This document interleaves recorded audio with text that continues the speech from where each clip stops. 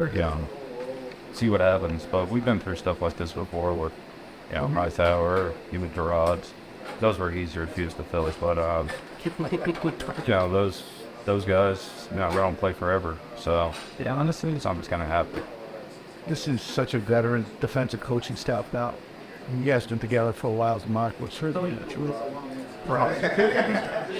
Do you hit the ground running in a different way, like in April, and you won this final? Really good. Yeah, I mean, I think we try to implement new things. I don't think we're gonna, reinvent the wheel and do a bunch of different stuff that we haven't done in the past. But you always look to improve in certain areas, whether it's operationally with meetings or schematically doing different things. But also the personnel is different. Like you said, Devin's not here. Different guys are there. So, we're always trying to evolve. It never stays the same. But Do you keep an eye on some of these draft prospects? Because there's a crap ton on this, and a crap ton of edge cabbies. well, there's a crap ton of players in general. But we do all that stuff. Yeah, it's fun process. What do you like this? The players that are not eligible. Man, What do you think appalling is to joke personnel stuff? But do you have to look? Do you look for like here's Uchi's up in 20 process, and Khan's up in 20 for the IS. Those are inch guys. I don't know if they're not the plotters. They come out with contract stuff. Yeah, that's not up to me. So I just evaluate the players and I love that one. just kind of go whatever happens, whether they're here or not here. I can't say no. Linebackers kind of held in the way of it. The dinosaur top. Strict linebackers, Jerod, the size linebacker. That's high cover. No, I wouldn't say that they're becoming extinct, but I don't think they'd make militaries. doubt as many 6'3", 250 guard a day. Is that used to be was sort of guy that would take the target a lot. That's sort of what doubt. Yeah, I mean, we just kind of, like I said, we just kind of evolve and publish it and see what's there. So. Sorry, it's lost of its time. So, did that answer your question? I got this correct. You did. Okay. You did. It was Butch. Really. Yeah. I think that's why you got to adjust. You got to call it different defense, right? Yeah. I don't have to call it for a while. Can you just talk about Jerod and going forward with him now, knowing that he's going to be? Yeah, I'm excited. Me and Rod are close friends, and we work well together. The whole staff is back, so I like working with everyone here. He just said something about you. He said he's really learned a lot from you. Have you learned the same from him since you've been with him? I've probably taught him more than what I've learned, but not as good. Yeah, we bounce stuff off each other. Two different perspectives. So I never played, but I have a unique upbringing. As in, he played, was a very good player. So it's always nice to hear that side of it. I'll ask you the same question I asked him when a fan comes up to us and say, what's Gerard's role? What's Steve's role? He said, we're not about roles in New England. We're not growing as coaches yet. You feel the same? Yeah, I mean, we have a bunch of different roles. Like right now, I'm working on the draft. Then we still have this. I'll be working on the draft afterwards, and I'll wait till this time next year or so. There's a lot of things that they're doing. It's hard to just say like That's you're at the scheme. The point to have a outside linebacker, some sort of general question for you, because it feels like there's different body types that play that position for you guys. Ideally,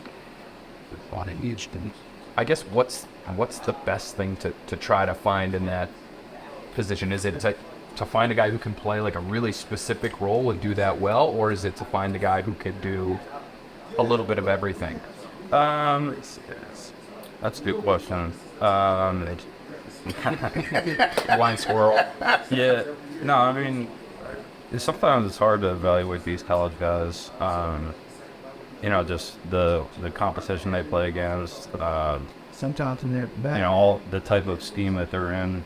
So you just try and evaluate the skills that they have and how they could transfer to our defense, and you can get to meet with them and spend time with them, how they approach the game, how they learn, how they see the game. So, and then trying to put all those pieces together, which I think defensively our staff does a good job with that, just because we all go to different schools. interview different positions, but then, come back in those grooves and how, we all felt about a guy. Maybe I was the only person in meetings to talk to him, so relying on each other and trusting each other to get the information we need to get. Is it fair to say that, because we hear it a fair amount, we've heard it a fair amount over the years, the more you can do. So if there is that versatile guy, if you can do more than one thing, that generally speaking is preferred over the job-specific guy? Yeah, I think it's all. It's not. It's like kind of putting the pieces together. So, quarterbacks, kickers, punters, long snappers, those types of players. I mean, even Evan played mostly, free safety. Like those guys are very good at one specific skill, and then there's other guys who are good at a lot of different skills. And I think the more versatility you have, the more you can shuffle pieces around, depending on the opponent or if the guy's injured, so you need to fill a spot that's vacated because they're hurt.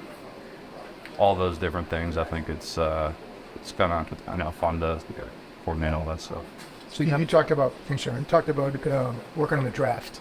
Yeah. What have you learned about evaluating talent, and can you give us some insight leading up to the draft of how the process works there? Like the average fan says, well, Bill stands in the room and he makes all this. Can you talk about the collaboration that goes on leading up to the draft? From my perspective, I think the guy who really helped me the most was Scott O'Brien. He was very good evaluator of talent. He taught me some traits to look for in players.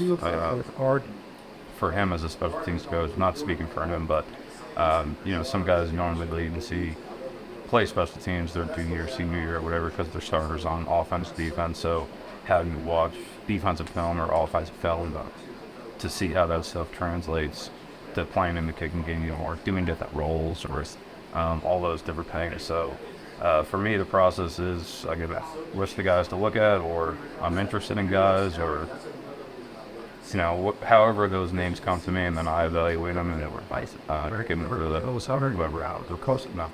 Hey, Steve, when it comes to Jerod, MC will team and announce it, they're going to make sure he doesn't go interview elsewhere, and we're going to keep him and just talk promotion and as to play to develop him. Does that create any awkwardness or there's it's a pepper? No, it's man and everything are not quantified man for him to tell. No. What was your reaction when you heard promotions or such for Jerod? No, I hope both of us get to come back. I was excited. I love working with what's empty. I want to ask, so what's the pin square with the hashtag there? So this is Canadian thing that we got from Mr. Kraft.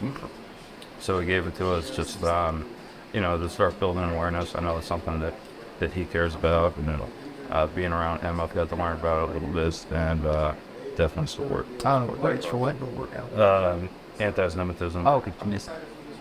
So you guys obviously brought a ton of guys back who were going to be free agents and re-sign them. Yeah. I mean, was that as simple as we looked at last year, we had a good defense, we kind of want to run it back, or what was the process there?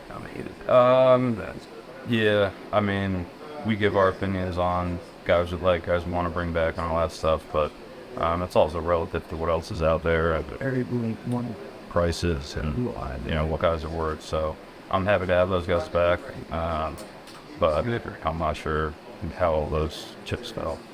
What do you think what is the kind of plan in place to replace Devin? I know Bill said, it's not one guy who's going to replace Devin McCourty, but as far as all his different responsibilities, his position, right? Because obviously he really hasn't missed by a game since 2010. No, he doesn't mess with me at all. Yeah, I mean, I think that it's not like we're just going to play with 10 guys out there and no one's going to play for us, but it'll be a collective effort, and we'll kind of see how the other guys Guys, we got 2 minutes left here. try and take some of those responsibilities and roles from him. So you see how it goes. Do you have any advice for Brian before he went down to speak Friday? Or Yeah. There's something around the left. Yeah. Steve, do you see, you think Jalen Mills will get a look at, free safety or that sort of thing? He's had a lot of versatility in his career. Yeah, he has. I mean, I think it's really a lovely competition. So if he's the best guy in this role, I know that's my big in the out there right now. But There's a lot of other guys who are in competition for that, as well as all the other spots on defense. Steve, what goes into what's the thought process as you go into an off season? You evaluate what you did the year before. What goes into that process in the off season to start to try to maybe tweak some of the things you did? We try and do that stuff kind of early on, or early on in the off season, right after the season, when it's all fresh in your head. And, things we could do better, things we could or want to do differently as the trends of the league. And we're really always focused on the next game, the next opponent. So it's kind of nice to look throughout the league and see what everybody else is doing. I guess. Thank you. Right. All right, so. Thanks.